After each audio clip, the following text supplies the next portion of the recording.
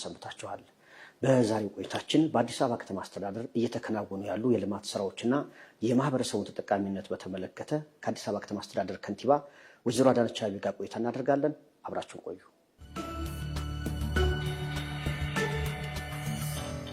የአዲስ አበባ ከተማ አስተዳደር ከንቲባ ክብርት ወይዘሮ አዳነች አቤቤ ለቃለ መጠይቅ ፈቃደኛ ስለሆኑ እጅግ አድርገን እናመሰግኖታል።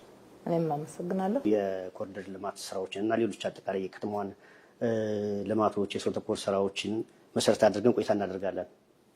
እንግዲህ የመጀመሪያ መነሻ ማድረገው እንግዲህ እርስዎ ከመጡበት ከ2013 ዓ.ም ጀምሮ አዲስ አበባ ከተማ አስተዳደር ከየት ወዴት ደረሰ ማለት ይቻላል? እንዲህ የመጡ ዋና ዋና ለውጦችን እርስዎ እንዴት ገልጿቸዋል? አዲስ አበባ በብዙ መልክ እየተቀየረች ነው።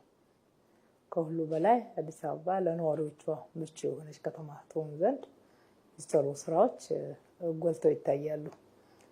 የጽዳት ከቆሻሻ ከተማችንን የማጽዳት አረንጓዴ ልማት ልባሱን ስናየው 2010 አካባቢ የነበረው እስከ 2011 2.8 ነው።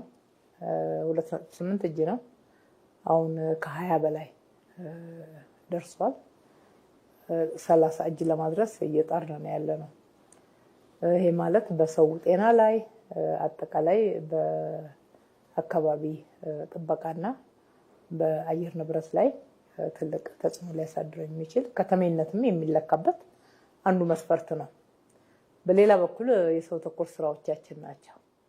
ለሰው ልዩ ትኩረት የሰጠንበት ክብር ለነዋሪዎቻችን የነዋሪዎችን ገበና ጠጋ ብሎ ዝቅ ብሎ በማየት ያለባቸውን ችግር፣ ደስታቸውን፣ ሀዘናቸውን የመካፈል እና ለማቃለል ደግሞ በበርካታ ስራዎች አጅበን የሰራንበት ነው።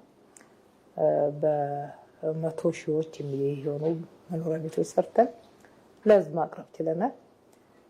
በጥቅሉ በመቶ ሺዎችን በል እንጂ ፕራይቬቱ የሰራውን ስንጨምር ወደ 270 ሺህ የሚደርሱ ቤቶች በዚህ ዘመን ውስጥ ተሰርተው ለነዋሪዎች መድረስ ችለዋል። ከዛ ውስጥ ወደ 39 ሺህ የሚሆኑት ደግሞ በየቦታው ቤት የወደቀባቸው የተጎዱ ወገኖቻችን ናቸው። በዛ በኩልም ለውጥ አለ። የመጠጥ ውሃ ሽፋኑ ወደ 60 እጅ አድጓል፣ ከነበረበት ማለት ነው። በ60 እጅ ከፍ ብሏል።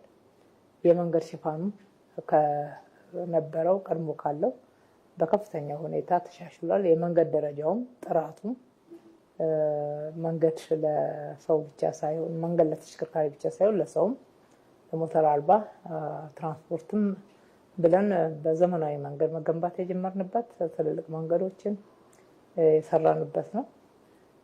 የህዝቡን የኑሮ ጫና ለማቃለል የገበያ ማዕከላት፣ የእሁድ ገበያ መዳረሻዎች በተለያዩ መንገድ ህዝባችን ጋር እየደረስን የሰራንበት ነው። ትልልቅ ሜጋ ፕሮጀክቶች ታቅዶ የተሰሩበት ነው። የአድዋ ድል መታሰቢያ እንኳን በኢትዮጵያ ብቻ ሳይሆን በአፍሪካውያን ዘንድ ኩራት ነው ብለን የምንኮራበት የድላችን መታሰቢያ የተሰራው በእነኚሁ በጠራቸው ዘመናት ውስጥ ነው። በጥቅሉ የሰራናቸው ስራዎች ትልልቅ የስራ እድል የፈጠሩ፣ የከተማዋ ገቢ በ8 እጥፍ ከፍ ብሎ ያደገበት፣ የከተማዋ ወጪ ደግሞ እጅግ ቁጠባ መሰረት ባደረገ 50% እንኳን ለካፒታል ፕሮጀክት ለዘላቂ ልማት የማይውልበት ከተማ የነበረ ነው። አሁን እስከ 71 እጁ ከበጀታችን የሚውለው ለዘላቂ ልማት፣ ድህነትን ለመቀነስ፣ ለካፒታል ፕሮጀክት ነው። ስራ እድል ለመፍጠር ነው። በሰፊው የኢኮኖሚውን ማነቃቂያ ስትራቴጂዎች ለመተግበርና ለማህበረሰቡ ደግሞ ኑሮውን ለማቃለል ሰፋ ያለ ድጎማ የምናቀርብበት ነው። አውቶቡሶችን እንኳን በእነኚህ ጊዜያቶች ውስጥ ወደ 700 የሚደርሱ አውቶቡሶችን ለህዝብ ማቅረብ ችለናል። ሁለንተናዊ ለውጦች አዲስ አበባ ላይ መታየት የጀመሩበት አመታት ናቸው።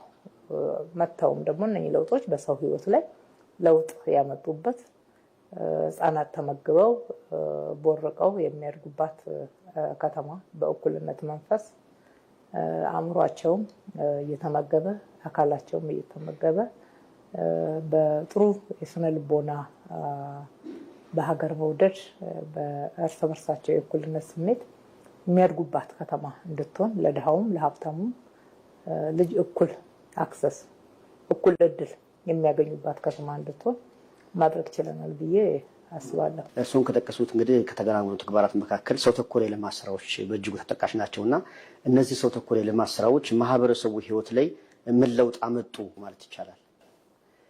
በርካታ ለውጦች አምጥተዋል። የመጀመሪያው የኑሮ ጫና ማቃለል ነው። ምንም ገቢ የሌላቸው የከተማችን ነዋሪዎች በቀን አንድ ጊዜ እንኳን ምግብ ለመመገብ የሚቸገሩ ሳይሆን በአይናችን ያየነው ከቆሼ ላይ ከቆሻሻ ገንዳ ላይ ምግብ ጭምር አንስተው የሚበሉ ክብራችንን ጭምር የሚያዋርድ ከፍተኛ ችግር ውስጥ የነበሩ የከተማችን ነዋሪዎች አሁን ወደ 36,000 የሚሆኑ የከተማችን ነዋሪዎች ትኩስ ምግብ እጃቸውን ታጥበው በቀን አንድ ጊዜ መመገብ የቻሉበት ነው። ይሄ ምግብ ብቻ ሳይሆን ክብርም ፍቅርም ያገኙበት ፕሮግራም ነው። በሌላ በኩል ደግሞ አሁንም ሰው ተኮር ነው የምንለው የተማሪዎች ምገባ ነው። ተማሪዎች ምገባ ብቻ ሳይሆን ልጆችን በትኩረት የማስተማር ትውልድ ላይ ኢንቨስት የማድረግ ለትውልድ ትኩረት የመስጠት ጉዳይ ሰው ተኮር ውስጥ የሚያዝ ነው። ልጆች በቀን 2 በየትምህርት ቤቱ ይመገባሉ። በአሁኑ ሰዓት ወደ 1 ሚሊዮን የተጠጋው ቁጥር ነው አዲስ አበባ ላይ በምገባ ፕሮግራም ተይዘው ያሉ ተማሪዎች። ከዚህም አልፎ የትምህርት ቁሳቁስ መማሪያ ቁሳቁሶች ዩኒፎርማቸውን ያለ ወላጅ ጫና ያለ ወላጅ ሀሳብ መንግስት ኃላፊነቱን ወስዶ ያቀርባል ማለት ነው። በሌላ በኩል ደግሞ ይሄ አዲስ አበባ እንግዲህ ብዙ እርጅና የተጫጫናት ከተማ እንደነበረች እናውቃለን። አሁንም ገና በተሟላ ሁኔታ ከእርጅናው አልወጣችም፣ ግን እየሮጠች ነው ለመውጣት። ይሄ የከተማችን እርጅና በከፍተኛ ሁኔታ ጫናው ነዋሪው ላይ ነው። የወዳደቁ ቤቶች አንዳንዴም ደግሞ ወድቀውም ጭምር በላስቲክና በተሰባበረ ቆርቆሮ ተጠግነው ነዋሪዎች ፍሳሽ ማስወገጃ ሳይኖራቸው፣ መጸዳጃ ሳይኖራቸው፣ ማብሰያ ስፍራ ሳይኖር እጅግ በጣም አስቸጋሪ በሆነ ለአደጋ ማጋለጭ በሆነ ሁኔታ ይኖሩበት የነበረው ሁኔታ መቀየር የተቻለበት ነው። 39,000 አባወራ ማለት ቀላል ነገር አይደለም።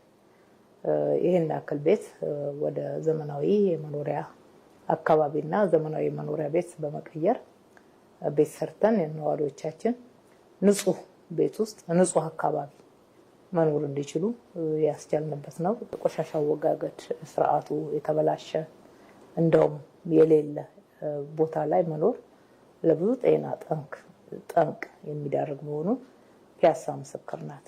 በርካታ የፒያሳ ነዋሪዎች የአስም ተጠቂዎች እንደሆኑ መረጃችን ያሳያል። ከዚህ ጋር የሚያዙ ከዚህ ውስጥ የማውጣት ጉዳይ ነው። ሰው ተኮር በምንልበት ሰዓት የምንሰራው ለሰው ነው። ሰው ነው ተጠቃሚ መሆን አለበት። በምንሰራቸው ስራዎች ውስጥ ሰፋፊ የስራ እድሎች ፈጥረንበታል። በሚሊዮን የሚቆጠር የስራ እድል ፈጥረናል። በዚህ በፈጠርነው የስራ እድል ውስጥ የሰው ህይወት ነው የሚቀየረው። በሴፍትኔት ብቻ በ100 ሺዎች የሚሆኑ የከተማችን ነዋሪዎች ተሸጋግረዋል። በእነኚህ ባለፉት 5 እና 6 ዓመታት ውስጥ ማለት ነው።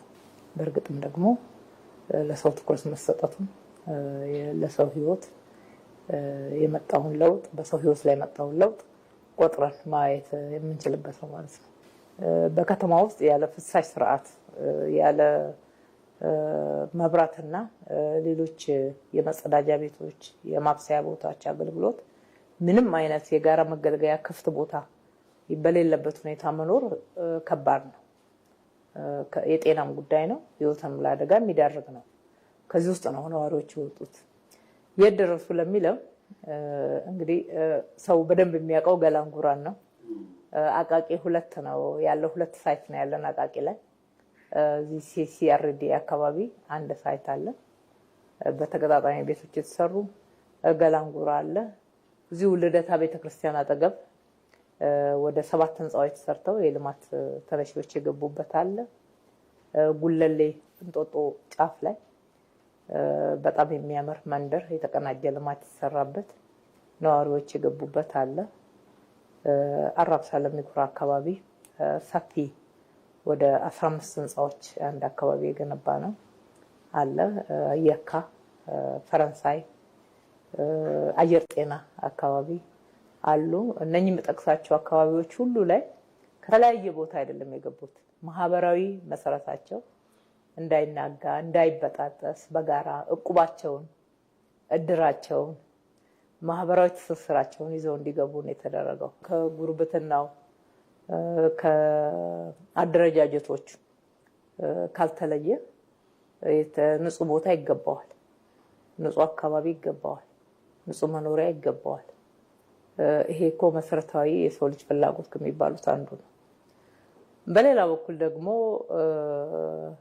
ይሄ ጥፋት ነው ወይም ደግሞ ትክክል አይደለም ብለው ለሚተቹ ሰዎች ከዚሁ አካባቢ ኮንዶሚኒየም ለሰዎች ሲወጣ እንሰማለን።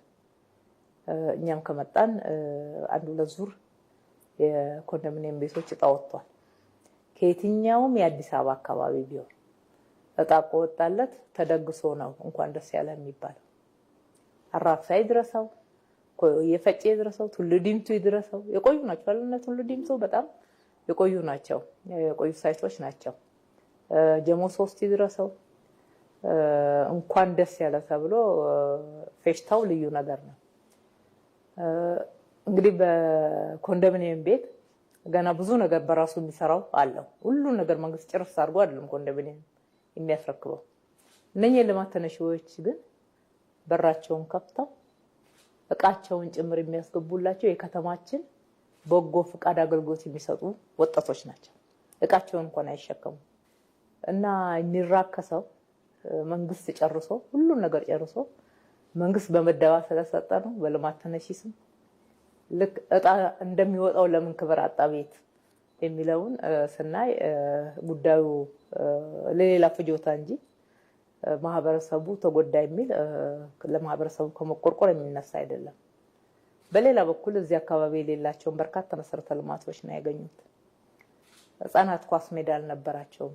እነኚህ ሳይቶች ላይ እንዳለ ኳስ ሜዳ እናገኛለን። የልጆች መጫወቻ እናገኛለን። የልደታ የለሚኩራና የገላንጉራ ሳይት ስንሄድ የእንጀራ ፋብሪካ ጭምር አላቸው። የጉለሌ እንጀራ ፋብሪካ ጭምር አላቸው።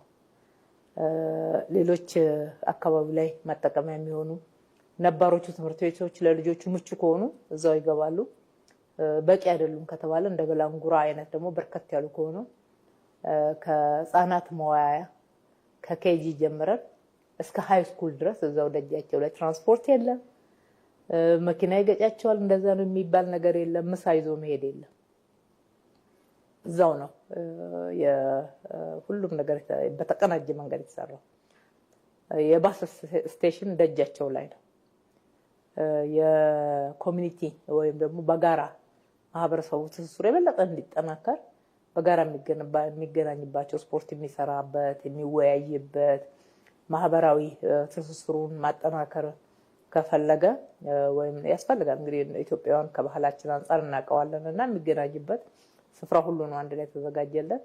አየሩ ጭምር ምግብ ነው። እውነቱን ለመናገር ከዚህ ከተጨናነቀ ለአፍንጫ ጭምር የማይመች አካባቢ ለኖረ ሰው ምን ማለት እንደሆነ እነሱ ለውጡን በሚገባ ያውቁታል።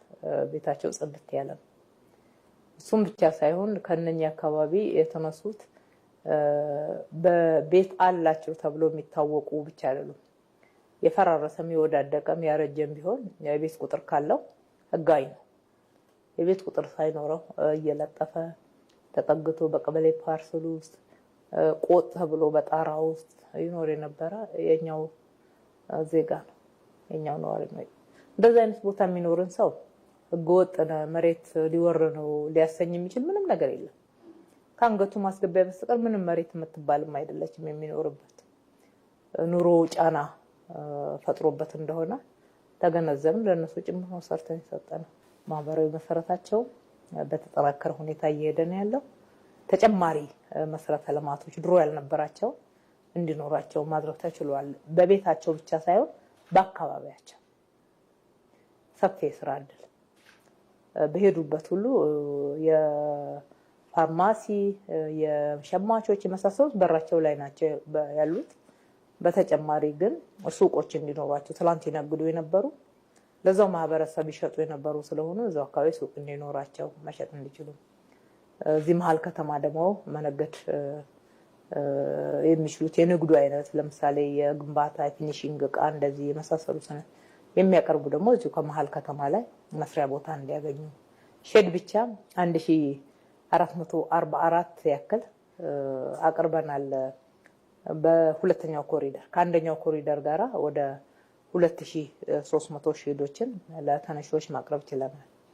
አሁን በሁለተኛው ኮሪደር ደግሞ ከአንደኛው ኮሪደር ተምረን በርከት ያሉ ሱቆች በየአካባቢው እንዲኖሩ፣ አንደኛ ኮሪደሩ በደንብ ሰው የሚጠቀምበት እንዲሆን፣ ሰው የሚያመሽበት እንዲሆን፣ ሰው የሚውልበት እንዲሆን የተሰራው ለሰው ነው።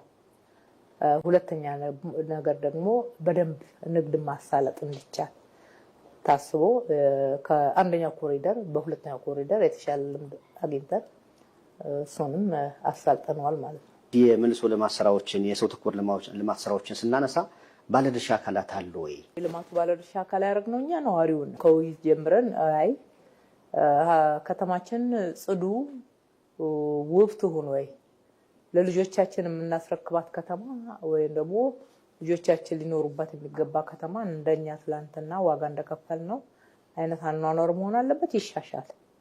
ይሻሻል በሚለው ላይ ተስማሙ። የመጀመሪያው ባለድርሻ አለት ይሄ ነው። ሁለተኛ ስናነሳቸው ነገሮችን በውይይት ነው የወሰንነው። ውይይቱ ላይ ድርሻቸው ድምጻቸው እንዲሰማ ነው ያደረግነው። ሀሳባቸው እንዲካተት ነው ያደረግነው። በሚሰራበት አካባቢ ያሉ ነዋሪዎች ደግሞ ቡና ያቀርባሉ፣ ምግብ ይጋብዛሉ፣ ያበረታታሉ፣ አስተያየት ይሰጣሉ። የሚሰራው ስራ ላይ ይሄ እንደዚህ ቢሆን አይሻልም ወይ? በዚህ መልኩ ብትሰሩት፣ አንዳንድ ያልገባቸውን ደግሞ ይሄ የሚሰራው ምንድነው፣ ለምን ይጠቅማል እያሉ ሀሳባቸውን ጭምር ሲያዋጡ ማየት ችለናል። ከዚህ በተጨማሪ አንዳንድ ስራዎች ደግሞ ስፖንሰር ተደርገው ተወስደው ነው የተሰሩት። ለምሳሌ አሁን ካዛንቺስ የምናየው የስፖርት ኮምፕሌክስ አለ። የባስኬት ቦል ያለው፣ የሃንድ ቦል ያለው፣ የልጆች መጫወቻ፣ ከዛ የመቀየሪያ የልብስ የመታጠቢያ ክፍሎች፣ መጸዳጃዎች ሆነው እንደገና ደግሞ ትልቅ እግር ኳስ አለ። አንድ ባለሀብት ነው ይሄንን ስፖንሰር ያደረገው። ሙሉ ዋጋውን የሸፈነው ወይም ደግሞ በጀቱን የሸፈነው አንድ ባለሀብት ነው። በዛም እዚህም የህፃናት መጫወቻዎች ተሰርተዋል።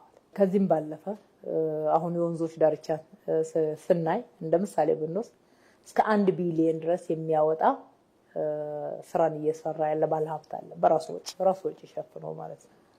ይሄ ትልቅ ልምድ ነው ብዬ አስባለሁ። ትልቅ ክብርም የሚሰጠው ነው። የማህበራዊ ኃላፊነትን ከመወጣት ያለፈ ሀገሬ ናት የምትገነባው ብሎ ልክ እንደ ግሉ ፕሮጀክት ይሄን ያክል በጀት መደቡ ቆሞ ማሰራትም ጭምር ገንዘቡ ብቻ አይደለም እኮ የሚሰጠው ቆሞ ማሰራትም ጭምር ልክ እንደኛ እንዳንዱ ኃላፊ ወይም ደግሞ ሱፐርቫይዘር ሳይቱ ላይ ታገኛላችሁ። እንደዚህ አይነት ድርሻዎችን የከተማችን ባለሀብቶች እንደየሚችሉት ኃላፊነታቸውን ተወጥተዋል፣ አስተዋጽኦ አድርገዋል። ባለድርሻነትን ባለቤትነትን አስመስክረዋል። ወጣቶች በጉልበታቸው በሀሳባቸው አካባቢውን በመሰረተ ልማት በመጠበቅም ጭምር። ስለዚህ በብዙ መንገድ ነው የማህበረሰቡ ባለድርሻነት የተረጋገጠው። ሰው ተኮር ልማት ስራዎች ቀድሞ ነው የተጀመሩ። አዲስ አበባ እንግዲህ ኮሪደር 1 ብላ ኮሪደር 2 ላይ ደርሳለች እና እንደው አጠቃላይ የዚህ የኮሪደር ልማት ስራው ግቡ ምንድን ነው? ምንስ ተሳካ ማለት ይቻላል? እንዳልከው ከኮሪደር ብለን ከመጀመራችን በፊት በርካታ ልማቶችን በፍጥነት ጀምረን በፍጥነት ጨርሰናል። ለምሳሌ የአቃቂ ቱሉ ዲምቱ፣ የቃሊቲ ቅሊንጦ፣ ከዛም ደግሞ ወደ ቦሌ ካርጎ የሚመጣውን መንገድ በፍጥነት ጀምረን የሄድንበት ነው። አንድ ወቅት ላይ ተጀምሮ ትንሽ እንደ ችግር ይታየ ነበር። ልክ እሱ ሲያልቅ ከሌሎች በሱ ደረጃ ካሉ መንገዶች ጋር ግን የተቆራረጠ ነው፣ የተገናኘ አይደለም። ወስዶ ከኢትዮጵያ አየር መንገድ ጋር አያገናኘንም። ወስዶ ከመገናኛ ዋናው መንገድ ጋር አያገናኘንም።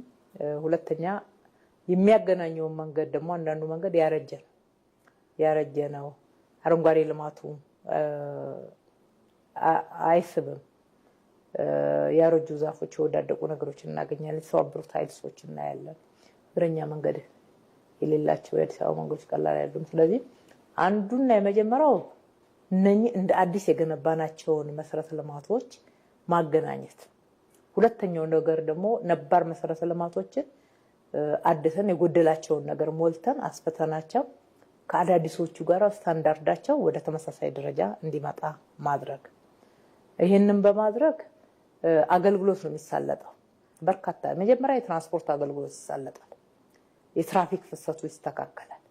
ይሄ ደግሞ በኢኮኖሚም ላይ ትልቅ ትርጉም አለው። ሁለተኛ የትራፊክ አደጋ ይከላከላል ማለት ነው። ሶስተኛ እና ዋነኛ የሚባለው የከተማ መሰረተ ልማት ስርዓት ማጣት አለ። እሱን ስርዓት ማስተካከል ነው። የፍሳሽ አወጋገር ስርዓት፣ የመብራት፣ የቴሌኮም እነኚህ ከተማን ከተማ የሚያሰኙት የመንገድ ኔትወርኮች እያንዳንዱ ብሎክ በምንገባበት ሰዓት ከሌላው መንገድ ጋራ መገናኘት መቻል አለበት። ፍሳሽ የድሬኔጅ እና የስዌሬጅ የፍሳሽ ስርዓት ሊኖረው ይገባል። ከተማ የድሬኔጅ እና ስዌሬጅ ስርዓቱ የተስተካከለ ካልሆነ ከተማ ሊሆን አይችልም። ስትራክቸራል ፕላን መዋቅራዊ ፕላን የምንለው አንዱን ዋናው ዲፋይን የሚያደርገው የሚገልጸው ይህንን ነው። የቱ ጋር ምን አይነት ልማት ያስፈልጋል፣ የትኛው አካባቢ ክፍት መሆን አለበት የሚል በደንብ ገልጾ የሚያስቀምጥ ነው። ከተማችን ቀስ በቀስ መተንፈሻ እያጣች ነበር። ህዝቡ ይሄ በደንብ አልታወቀው ሊሆን ይችላል። አደጋ እየመጣ ነበር።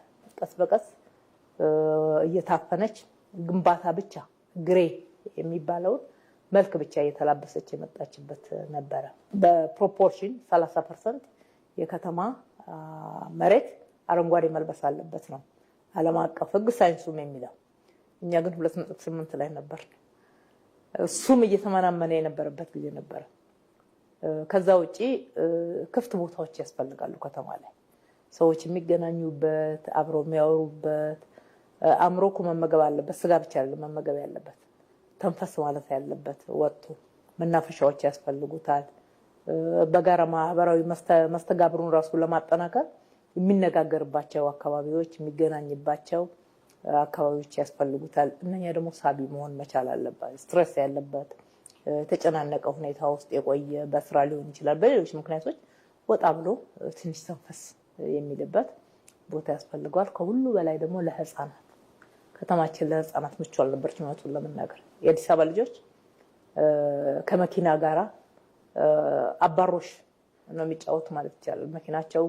መኪና ስር ኳስ ሲገባባቸው እሱን ለማውጣት አደጋ ሲደርስ ሲቆነጠጡ፣ ሲኮረኮሙ እንዲህ አይነት ነገሮች እናያለን። እሁድ ነው ትንሽ መንገድ ከፈት ሲል የሚጫወቱት። በከፍተኛ ሁኔታ መሻሻል አሳይተናል እዛ ላይ እና በኮሪደር ልማት ብቻ ሳይሆን ቀድመንም የጀመርናቸው አሉ። በኮሪደር ልማት ደግሞ አንዱ ትልቁ እንድናበዛ የፈለግነው የልጆች መጫወቻና የስፖርት ማዘውተሪያ ስፍራዎችን ማብዛት ነው። እነኚህም ማድረጋችን እንግዲህ በጥቅሉ ከተማችንን ውብ ጽዱ ያደርጋል። ከቆሻሻ ያጸዳታል፣ ያሳምራታል፣ ያስውባታል። ለጤና በጣም ትልቅ አስተዋጽኦ አለው። ሁለተኛ ከዚሁ ጋር ተያይዞ ከተማችን የቱሪስት መዳረሻ ትሆን ዘንድ አስተዋጽኦ አለው። ቱሪስቶች ፊታቸውን ወደዚህ እንዲመልሱ የሚጎበኟት ከተማ እንድትሆን ያደርጋታል። በሶስተኛ ደረጃ ወደ ውጭ እየተመለከቱ ሁልጊዜ የሌሎችን አድናቂዎች አይነት በሽታ የያዘን ይመስል ከዚህ ጋራ ኖረን አድገናል። በየደረጃው እየተጋባብን መጥቷል። ከዚህ የመውጣትና ሀገርን የመውደድ በሀገራችን የመኩራት ይህንን በሚቀጥለው ትውልድ በደንብ ፕሮሞት እየተደረገ በተጨባጭ ስራ እየተደገፈ እንዲሄድ ለማድረግ የሚያስችል ነው።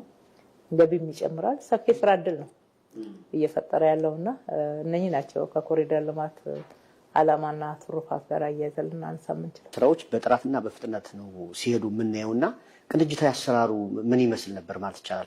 እንግዲህ ቅንጅታዊ አሰራሩ አንዱ ልምድ የተገኘው እሱ ነው። ቅንጅታዊ አሰራር ከዚህ በፊት መብራት ይቆፍራል፣ መብራት ሰራ ጨረሰ ስንል ኢትዮ ቴሌኮም ደግሞ መጥቶ ይቆፈራል። ከኢትዮ ቴሌኮም በኋላ ደግሞ ወይ መንገድ መጥቶ ያፈርሰዋል። ከዛ በኋላ ደግሞ ዋና ፍሳሽ ሊመጣ ይችላል። እንዲህ አይነት ችግሮችን አሳልፈናል። ይሄ ማለት ዝም ብሎ ስራዎች አልተቀናጁም በሚል ቋንቋ ብቻ የሚገለጽ አይደለም። ሀብት ነው የሚባክነው፣ ጊዜ ነው የሚባክነው፣ ሀብት ነው የሚባክነው። አንዱ የሌላውን ስራ ሲያበላሽ አገልግሎት ጭምር ነው የሚቆራረጠው። ተጎጂው መጨረሻ ላይ ማን ነው? ማህበረሰቡ ነው የሚሆነው። ይህንን በቅንጅት መስራት እንደሚቻል ኮሪደር 1 ላይ ጀመርን። ኮሪደር 2 ላይ ደግሞ በጋራ ከቅዱ ጀምሮ በጋራ ታቅዶ ከጥናቱ ጀምሮ በጋራ ከዛ በጋራ ማቀድ የጋራ ዳክት የሚባለውን ጭምር እስከመጠቀም በአንድ ቱቦ ውስጥ በጋራ በርካታ መሰረተ ልማቶችን ማስተላለፍ አንድ አካባቢ ላይ እስከ 5 ሲቀበር እያየን ነበርና አንዳንዱ የልማቱ አይነት የመሰረተ ልማቱ አይነት አብሮ የሚሄድ ሆኖ ሲገኝ በአንድ ዳክት ውስጥ በጋራ እስከመጠቀም ድረስ ልምድ መጥቷል።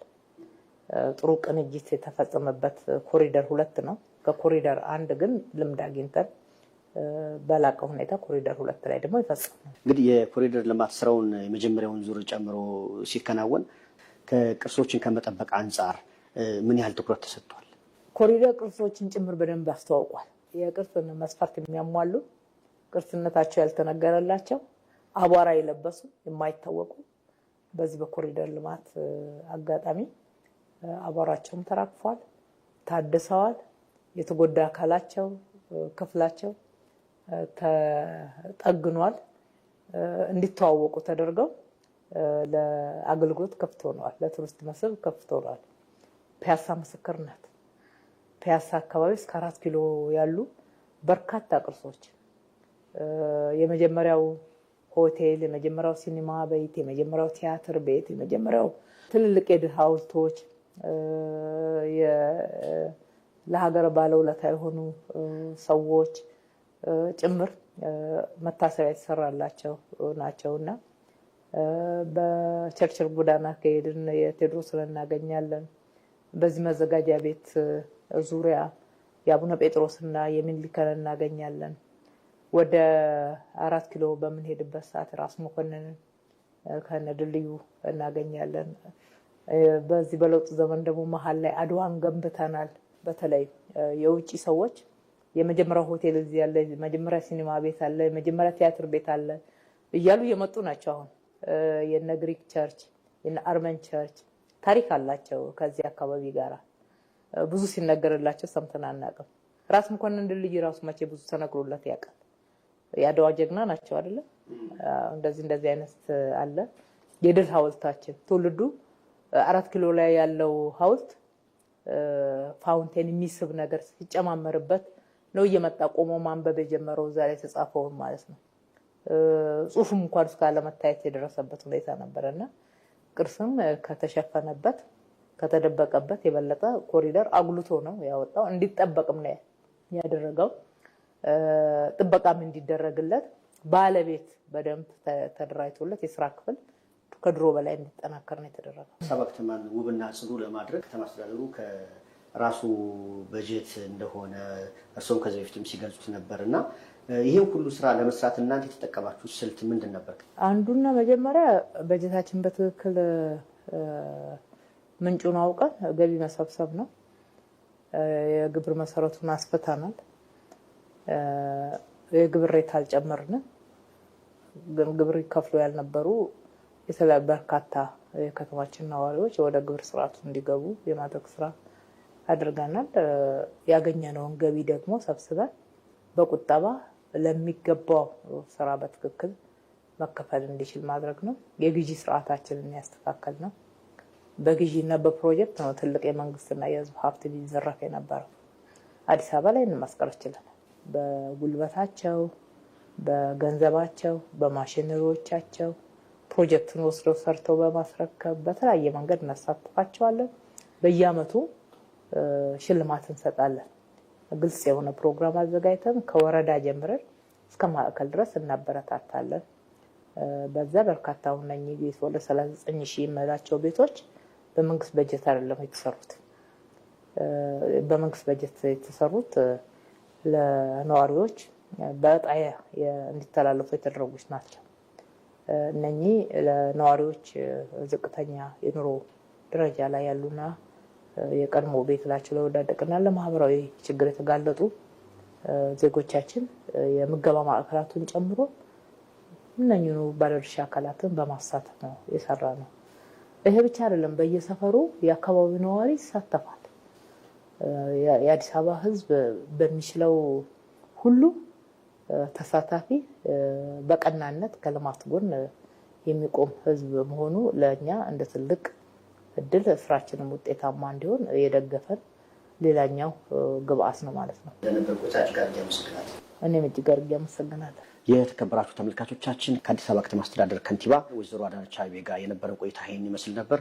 አብራችሁን ስለነበራችሁ እጅግ አድርገን እናመሰግናለን።